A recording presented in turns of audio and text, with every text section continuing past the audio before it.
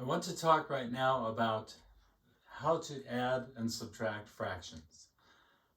I want to tell you why we do what we do, and I'm going to rely on a toolbox. First thing that I put in my toolbox is this concept, that for any number a, if I take a and I divide it by that same number, it might be 2 divided by 2. It might be 10 divided by 10. It might be 2,000 divided by 2,000. Whatever a is, if I divide by that same number, that equals 1. The second thing that goes in the toolbox is this concept, that 1 times any number b, doesn't matter what b is. B could be 1,000,000, b could be 1/10, it could be any number, it could be square root of 2. 1 times that number is that number, b. And so, when I have a fraction, let's suppose it's 3 divided by 7. If I multiply that number times, let's do a different color. If I multiply that number by, say, 4 divided by 4, that 4 divided by 4 is, I don't know if this will show up, that 4 divided by 4 is a 1. 4 over 4 is a 1. 1 times this number doesn't change it, and that is critical. It still remains 3/7. Even though I multiplied by 4 divided by 4, I have not changed it because really I have multiplied by 1. So, let me clean this off now.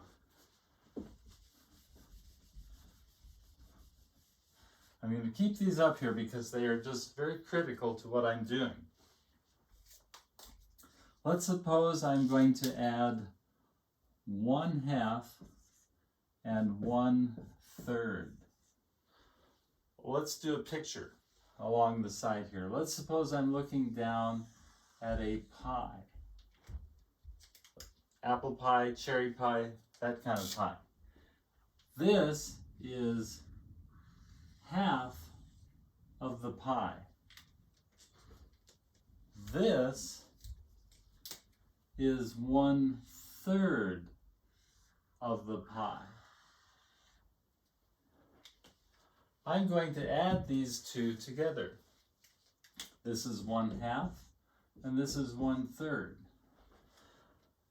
Now you might kind of guess what they are, but I can tell you this, it's not equal to, it is not 1/2 plus 1/3 does not equal adding the 2 and 3. A lot of people will think that, oh, 1/2 plus 1/3 is 1/5. Nope, it doesn't work. Because 1/5 of the pie, if you can imagine, is nowhere near what I have represented in this picture. We have to do something different. We need to make the denominators the same. And here's how we do it. We're going to use this first tool here.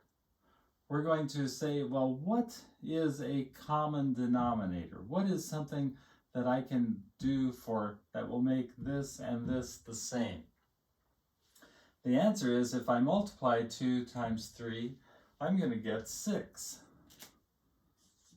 as a denominator. So I want to have whatever these are converted to having a 6 in their denominator.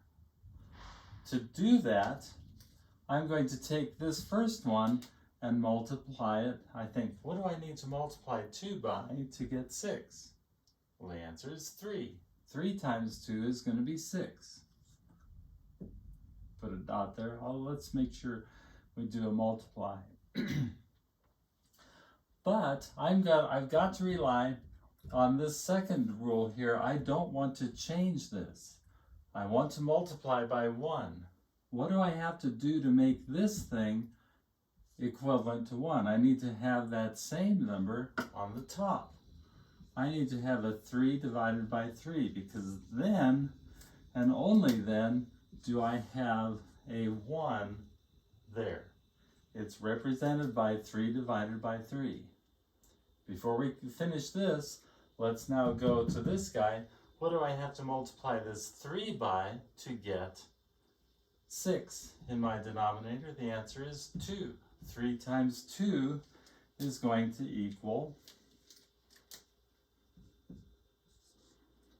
that'll get me a 6. But what I do on the bottom, I have to do on the top, so that this is also a 1. And 1 times this number is that number, so I haven't changed it. I've made it look bigger and different, but the fact is that because I'm multiplying both of these times 1, I am still having my 1/2 plus 1/3 problem. But now I've fixed it, because now I multiply across 3 times 2. That's going to be 6. 3 times 1 is 3. Now I'm going to add this guy over here. 1 times 2 is 2 on the top. 3 times 2 is what I wanted, 6 on the bottom. 3 6 plus 2 6 equals 5 sixths. And I have to tell you, doesn't that look kind of like what we've got here in this picture? If I subdivide all of these into sixths, I count 1, 2, 3, 4, 5 sixths. That's how much pi I've got right there. 5 sixths is my answer. I'm going to do another one that's a little bit more complicated.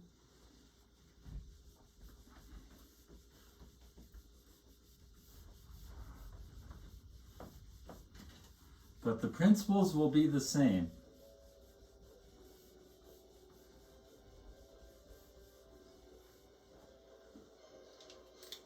Let's suppose I have 7/9 and I want to add 3/14.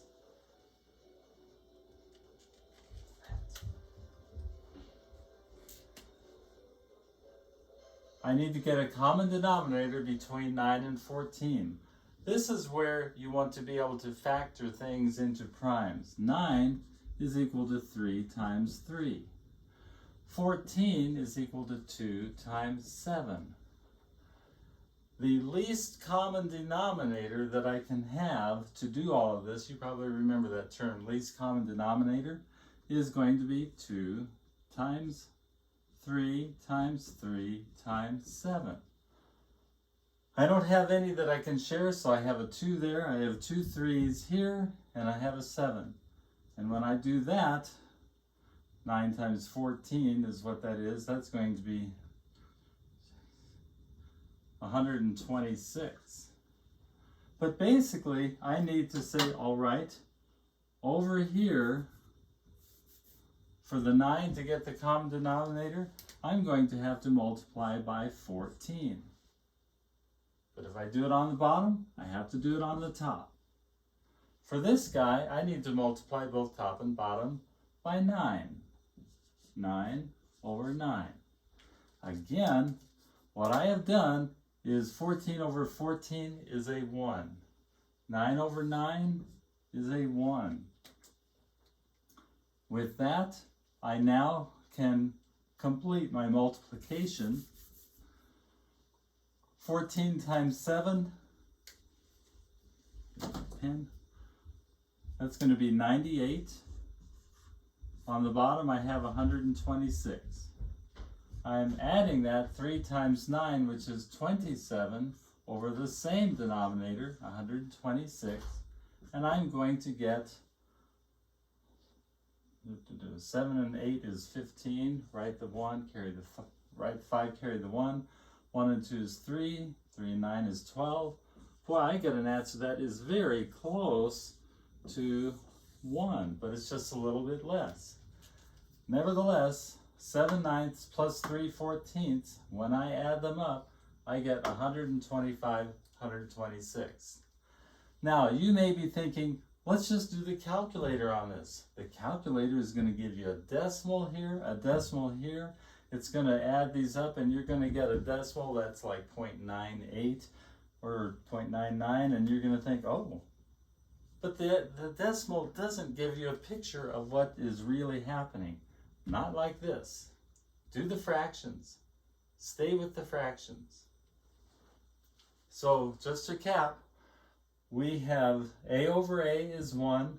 When I multiply by 1, in each of these cases, I don't change the actual number, which is critical to getting the right answer.